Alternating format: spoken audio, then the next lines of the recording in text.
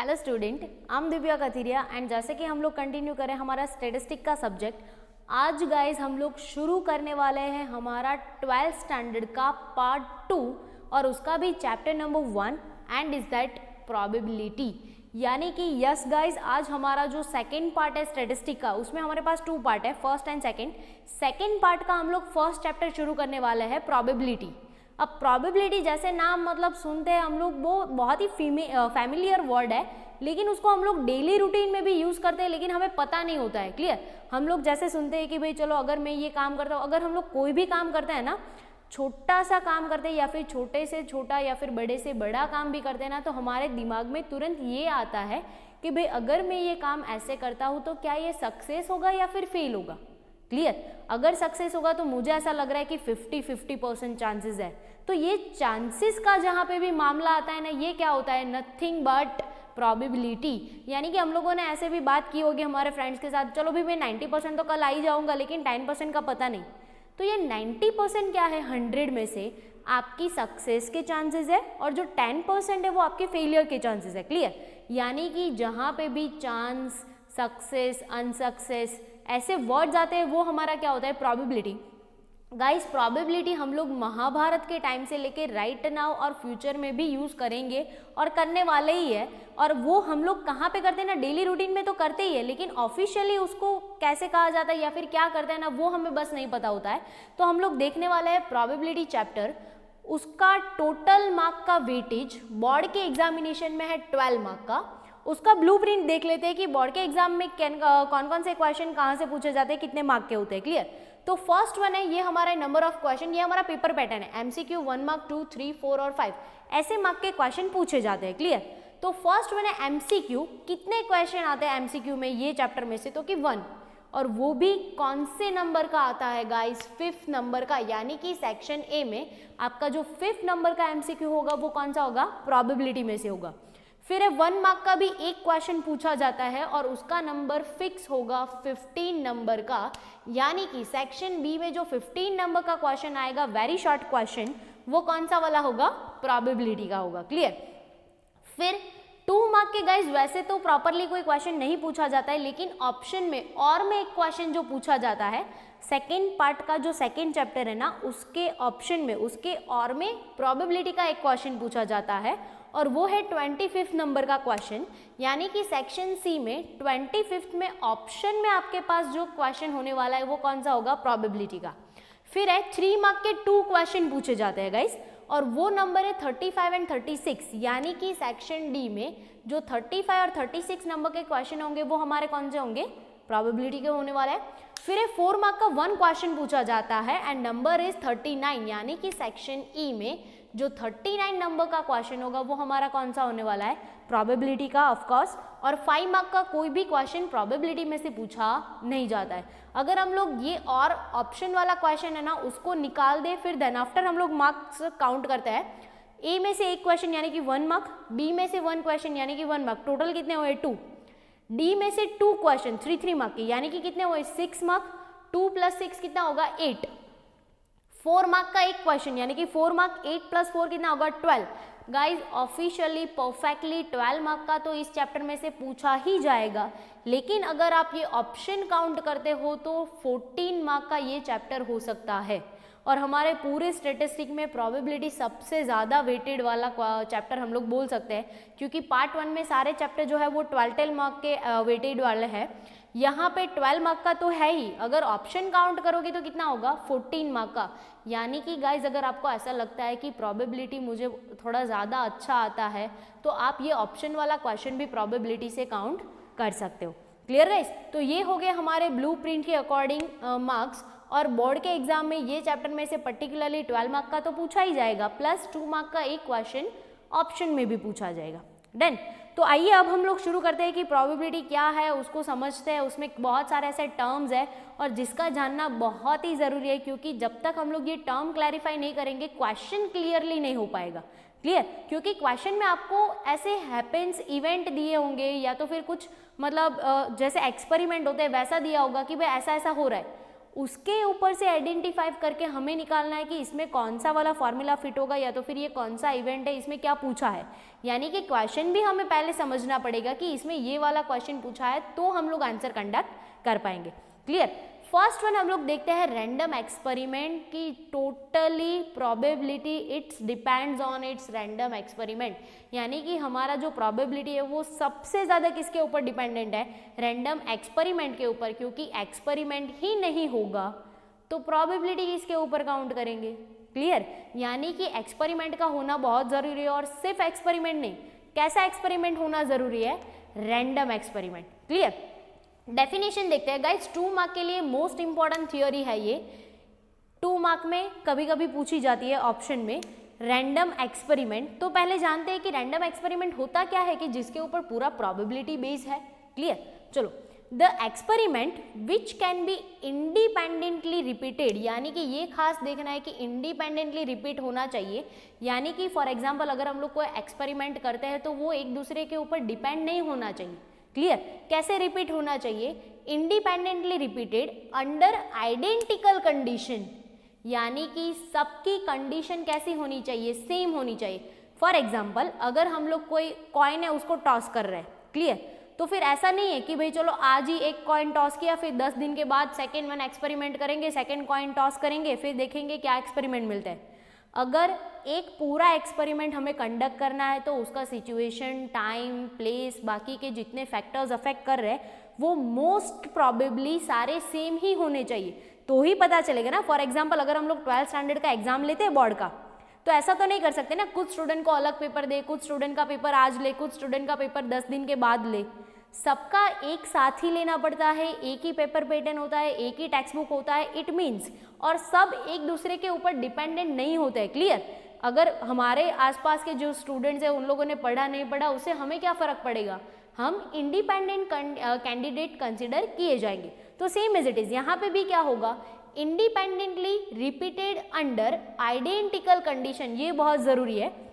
वो independently repeated कर सकते हैं कितने भी टाइम, जब तक हम लोग चाहे उतने टाइम, अंडर आइडेंटिकल कंडीशन। सबके कंडीशंस कैसे होने चाहिए, चलो हम लोग 100 बार भी कॉइन क्यों ना टॉस करना चाहे, लेकिन सबकी कंडीशंस कैसे होनी चाहिए, सेम होनी चाहिए। फिर ऐसा नहीं कि एक हम लोग 5 रुपीज़ का कॉइन लेते हैं, एक हम लोग 1 रुपीज़ का कॉइन लेते हैं। अगर एक्सपेरिमेंट करना है तो सारी सिचुएशन सबके लिए ऑलमोस्ट सेम होनी चाहिए, तो ही फेयर कहा जाएगा ना, अदरवाइज तो अनफेयर हो जाएगा किसी के साथ। And all its possible outcomes are known. Most important thing कि अगर हम लोग कभी एक्सपेरिमेंट कर रहे हैं तो हमें उसके जितने भी आउटकम्स है, यानी कि हमें पता है कि चलो अगर ये कॉइन टॉस करते हैं ना तो उसके कितने आउटकम्स आ सकते हैं, all possible outcomes are known, हमें पहले से ही पता होगा। लेकिन but which of the outcome will appear cannot be predict with certainty before conducting the experiment। लेकिन उसमें से पर्टिकुलरली परफेक्टली कौन सा सर्टेन आउटकम हमें मिलेगा वो हम लोग एक्सपेरिमेंट होने से पहले बता नहीं सकते। Clear guys. यहाँ पे देखते हैं आइडेंटिकल रिपीटेड होना चाहिए, सॉरी इंडिपेंडेंटली रिपीटेड होना चाहिए अंडर आइडेंटिकल कंडीशन, फिर all possible outcomes are known, but which one outcomes is exactly come out we cannot predict before experiment, यानी कि एक्सपेरिमेंट होने से पहले परफेक्टली कौन सा रिजल्ट मिलेगा ना वो हमें पता नहीं होगा। क्लियर। तो ऐसे एक्सपेरिमेंट को क्या कहेंगे हम लोग, रैंडम एक्सपेरिमेंट। फॉर एग्जाम्पल लेते हैं हम लोग टॉस अ बैलेंस कॉइन। यहाँ पे हम लोगों ने बैलेंस क्यों लिखा है, हम लोगों को ऐसे भी पता चल जाएगा कि भाई चलो कॉइन टॉस करना है तो कॉइन ही होगा। बैलेंस क्यों लिखा है, क्योंकि अगर कॉइन थोड़ा बहुत भी डिफेक्टिव वगैरह है, थोड़ा मतलब टर्न हो गया है, वैसा कुछ है, तो हो सकता है कि एक साइड आने के चांसेस ज़्यादा हो जाए।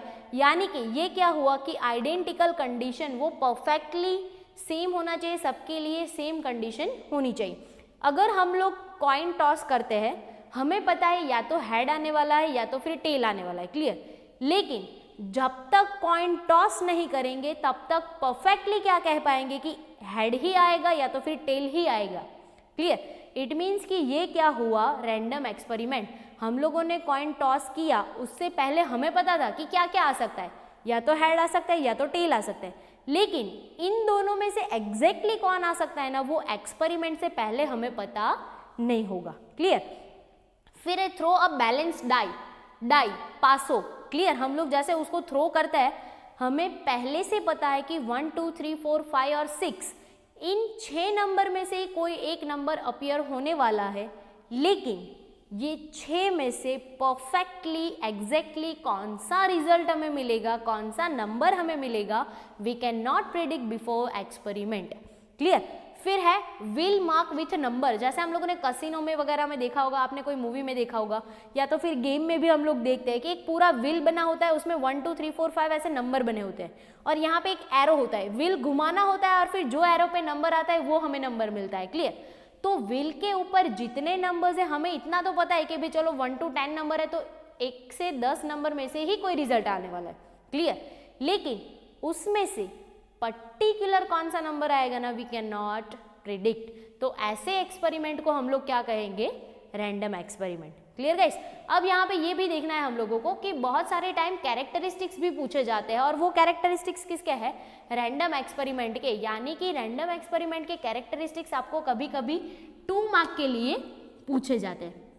अब रैंडम एक्सपेरिमेंट के जो कैरेक्टरिस्टिक्स है ना, वो सेम उसके डेफिनेशन के जैसे ही है। अगर हम लोग डेफिनेशन को पॉइंट वाइज बाइफरगेट कर देंगे ना, तो भी ये कैरेक्टरिस्टिक्स इजीली बन जाएंगे। यहाँ पे देखते हैं, it can be independently repeated under almost identical situation. Of course हम लोगों ने देखा था डेफिनेशन में कि इंडिपेंडेंटली रिपीटेड होना चाहिए अंडर आइडेंटिकल कंडीशन, वो एक दूसरे के ऊपर डिपेंड नहीं होना चाहिए, सबके लिए कंडीशन सेम होनी चाहिए। Second one, all possible outcomes are known but certain outcomes or result cannot be predicted before experiment। उसमें से कौन सा एग्जिट आएगा वो हमें पता नहीं होगा। फिर है the random experiment result into a certain outcomes. हमें ये पता ही है कि इतने फिक्स रिजल्ट ही है जिसमें से ही हमें एक कोई रिजल्ट मिलने वाला है। फॉर एग्जाम्पल कॉइन है तो हमें पता है कि उसके कितने रिजल्ट है, 2, और उसमें ये एच और जो टी है ना, हेड और टेल, ये फिक्स ही है, सर्टेन आउटकम्स ही है, और उसमें से ही रिजल्ट मिलेगा। अगर डाई थ्रो कर रहे हैं तो 1 to 6 नंबर क्या है, एक सर्टेन रिजल्ट है जिसमें से ही कोई एक वन हम लोगों को रिजल्ट मिलने वाला है, क्लियर। तो ये हो गया गाइस हमारा रैंडम एक्सपेरिमेंट। उसका डेफिनेशन या तो फिर कैरेक्टरिस्टिक्स कभी कभी 2 मार्क में पूछे जाते हैं। फिर हम लोग देखने वाला है sample space. Again random experiment जब भी आप हैपन करते हो तो उसमें आपको कोई ना कोई परफेक्ट रिजल्ट मिलेगा, और वो रिजल्ट किसमें से मिलता है ना, वो हमारा क्या होता है, sample space. In short, in general language, clear. हम लोग एक्सपेरिमेंट करेंगे तो हमें रिजल्ट मिलेगा, लेकिन हमें ये भी तो पता है ना कि all possible outcomes are known, यानी कि हमें पता है कि कितने में से आंसर आएगा।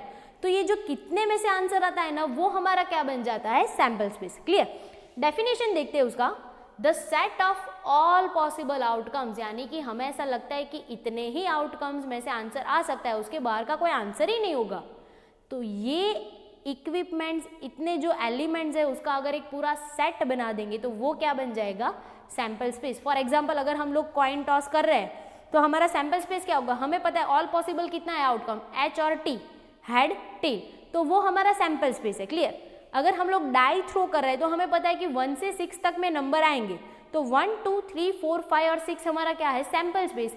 यानी कि the set of all possible outcomes of random experiment, यानी कि जितने आउटकम पॉसिबल है उन सबका अगर एक सेट बना देंगे तो वो हमारा क्या बन जाएगा, सैंपल स्पेस। और ये सैंपल स्पेस कहाँ से आना चाहिए, कंपल्सरी रैंडम एक्सपेरिमेंट से ही, क्लियर। तो इसे हम क्या कहेंगे, सैंपल स्पेस। फॉर एग्जाम्पल अगर हम लोग टॉस करते हैं किसको, कॉइन को, तो हमें पता है या तो हेड आएगा या टेल आएगा, लेकिन टोटल पॉसिबिलिटी किस किस की है, एच आने की भी हो सकती है या फिर टेल की। तो इन दोनों को अगर सेट में लिख देंगे तो सैंपल स्पेस। सैंपल स्पेस को गाइस डिनोट करते हैं बाय कैपिटल यू। हमारा जो सैंपल स्पेस होता है ना, उसको डिनोट किया जाता है बाय कैपिटल यू, क्लियर। फिर है थ्रो डाई। अगर हम लोग बैलेंस डाई को थ्रो करते हैं तो उसका sample space you. All possible outcomes कितने हैं गाइस हमारे, 1 से लेके 6 तक के, क्लियर।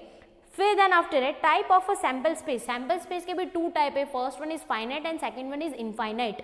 अगर हमारे सैंपल स्पेस के अंदर total number of element countable है तो फाइनाइट सैंपल स्पेस। अगर हमारे सैंपल स्पेस के अंदर टोटल एलिमेंट अनकाउंटेबल है यानी कि जिसको काउंट नहीं किया जा सकता, तो वो क्या हो जाएगा, फाइनाइट सैंपल स्पेस। अब यहाँ पे देखो ये जो दोनों रिजल्ट है ना हम लोग काउंट कर सकते हैं, तो ये दोनों किसके रिजल्ट है, फाइनाइट सैंपल स्पेस के। फॉर एग्जाम्पल अगर हमें ऐसा बोला है कि हम लोगों को 2 नंबर सिलेक्ट करने हैं नेचुरल नंबर में से, तो गाइज नेचुरल नंबर कहाँ से कहाँ तक जाता है, 1 से लेके इन्फिनिटी तक जाता है। तो हमें कैसे पता चलेगा कि नेचुरल नंबर में कहाँ तक के नंबर होंगे, तो गाइज ये क्या हो गया हमारा इनफाइनाइट सैंपल स्पेस। क्लियर। अगर हमें स्टार के रिलेटेड काउंट करने के लिए पूछा जाता है तो वो क्या सैंपल स्पेस है हमारा, इनफाइनाइट। क्लियर। अगर हमें नंबर ऑफ स्टूडेंट पूछा जाता है तो वो क्या है, फाइनाइट। Clear guys. तो ये हो गया हमारा basic theory for probability and it's most important theory, because अगर ये समझ में आएगा तो ही आगे के टर्म समझ में आएंगे, और जो हम लोगों ने टर्म देखे हैं वो अगर हमें समझ में आ जाता है तो ही हम लोग हमारे जो एग्जाम्पल्स हैं, हमारे जो क्वेश्चंस हैं उसको जस्टिफाई कर पाएंगे। Clear guys. तो आज का जो हमारा लेक्चर है वो हम लोग यहाँ पे ही रखते हैं, बाकी के लेक्चर के लिए हम लोग नेक्स्ट टाइम में मिलेंगे। तब तक के लिए be happy, be safe, bye guys.